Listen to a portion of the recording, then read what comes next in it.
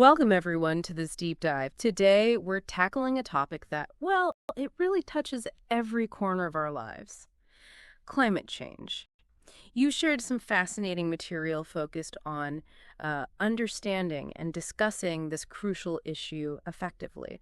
So our mission today is really to equip you with the language, the insights to navigate these conversations with confidence and clarity. Think of this as your personal toolkit for speaking about the planet's future. Exactly. And we're aiming to go beyond, just the basic vocabulary. We'll be focusing on key phrases, strategies, ways to articulate your thoughts on what is, let's face it, a complex subject, moving towards a more maybe nuanced understanding. Yeah, nuanced is a good word. We want to explore how to express urgency, discuss causes and effects, and even sort of manage the emotional weight that can sometimes come with these discussions. That emotional aspect is important too. Okay, so where should we start? Right. Let's start with some really practical language. The source material highlights some powerful phrasal verbs. These come up a lot when talking about the environment. First one, cut down on. Yes, cut down on.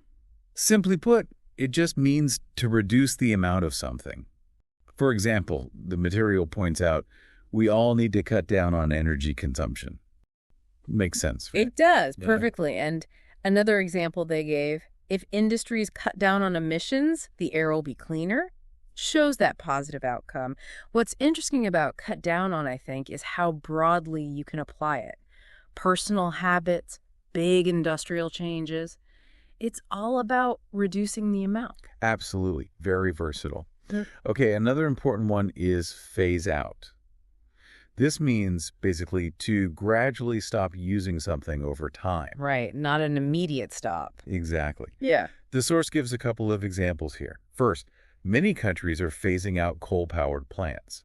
We see this happening, the shift towards cleaner energy. And second, plastic bags should be phased out completely. That's a goal many places are working on. Yeah, and this idea of phasing out is significant. It acknowledges that, well, big changes don't usually happen overnight, do they? It's a process. It takes planning, developing alternatives. When you think about global climate action, phasing out fossil fuels, that's a huge undertaking. Yeah. Involves tech, policy, the works. It really is huge. Okay, then we have run out of. This one's pretty straightforward. To use up the entire supply of something so there's none left. And the examples here really hit home, I thought. They do. We're running out of fresh water in some parts of the world, and if we don't act now, we may run out of natural resources. These really convey the urgency, don't they? They absolutely do. This concept of, finite resources is just central to the whole sustainability conversation. Running out of, it's not just some future possibility. For some resources, some communities, it's happening right now. It prompts a really important question, I think, for listeners. Which resources do you feel are most vulnerable, most at risk of running out soon? That's definitely something to ponder. Okay, the last phrasal verb in this set is step up, which means to increase your efforts or, take more action. A call to action, essentially. Exactly. The examples are very action-oriented. Governments must step up their climate policies. And it's time for all of us to step up and make a difference. This one feels quite empowering, actually. Precisely. Step up implies, well, a need for greater commitment, doesn't it? More active involvement. It moves us beyond just acknowledging the problem to actually seeking and implementing solutions. Yeah. And it underscores that tackling climate change needs everyone. It's a collective effort, individuals, governments, everyone. Okay, so those are some really useful action-focused phrases. Good start. Now let's shift gears slightly and look at collocations. Right. Those natural word pairings. Exactly. Words that native speakers commonly use together. The first one our source highlights is greenhouse gas emissions. We hear this term constantly, don't we? Constantly. And for good reason. As the material rightly points out, greenhouse gas emissions are the main cause of global warming. And Reducing greenhouse gas emissions should be our top priority. This collocation is just fundamental. It refers to those gases CO2, methane that trap heat, and, just for scale, the CO2 concentration now, higher than it's been in millions of years, mostly because of us, our activities generating these emissions. Wow, that really does put it into perspective. Okay, next up, sustainable solutions. The examples given here feel more positive, looking towards the future. We need sustainable solutions to protect the planet. And investing in green energy is a sustainable solution. It offers a sense of hope, maybe? Possibility. Definitely. Sustainable solutions, they're crucial because they look long-term, don't they? They aim to meet our needs now without messing things up for future generations. What strikes you about those two examples? One's quite broad, the other's pretty specific. I guess it shows that sustainable solutions is the big goal, the umbrella term, and things like green energy investment are like concrete ways to actually get there. Exactly. You've got the overarching concept and the specific actions. Makes sense. Right. The next collocation is carbon footprint. The examples here connect to our everyday choices, which I think is helpful. You can lower your carbon footprint by biking instead of driving. A classic example. And flights significantly increase your carbon footprint. Yeah, carbon footprint is a really useful concept for individuals. Helps us grasp our personal contribution to those greenhouse gases. It's basically a measure of the total CO2 emissions from our activities, directly and indirectly. So making mindful choices, how we travel, what we buy it, can genuinely impact our individual footprint. Makes it much more relatable, definitely. Okay, finally in this group we have environmental impact. Broad term, but obviously essential. The examples highlight negative consequences. Deforestation has a devastating environmental impact. Devastating, yeah. And think about the environmental impact before buying fast fashion. Environmental impact. It covers that whole spectrum of effects human activities have on nature, doesn't it? Ecosystems, biodiversity, resources. It encourages us to look beyond the immediate benefit or cost and consider the wider planetary consequences. What other human activities, just thinking aloud, do you think have a really significant environmental impact? Oh, gosh. So many, I'd imagine. Industrial agriculture, the sheer amount of waste we generate, how we deal with that waste. All huge factors. Absolutely. Now, the source material also flags some common mistakes people make when talking about climate change in English. Little grammatical things. One is saying, we must to protect the environment. Ah, yes, that extra "to." The correct way is simply, we must protect the environment. Small point, but important for clarity. Absolutely. That word "to" just isn't needed after modal verbs like must, should, can. Getting this right makes your English sound, well, more fluent, more natural. It's a common slip-up, even for proficient speakers. Yeah, I can see that. Another mistake highlighted is saying, climate is very changed these days. Right. Sound a bit off. The correct way is, the climate is changing rapidly these days. Emphasizes the ongoing nature of it, uses the right verb form, an adverb. Yes, exactly.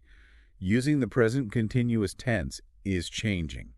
Perfectly captures that climate change isn't static, it's active, it's ongoing, and adding rapidly really underscores the speed, which is, well, a critical part of the whole issue. Definitely. Okay, last common mistake mentioned, saying the global warming is dangerous. Another article issue. Right.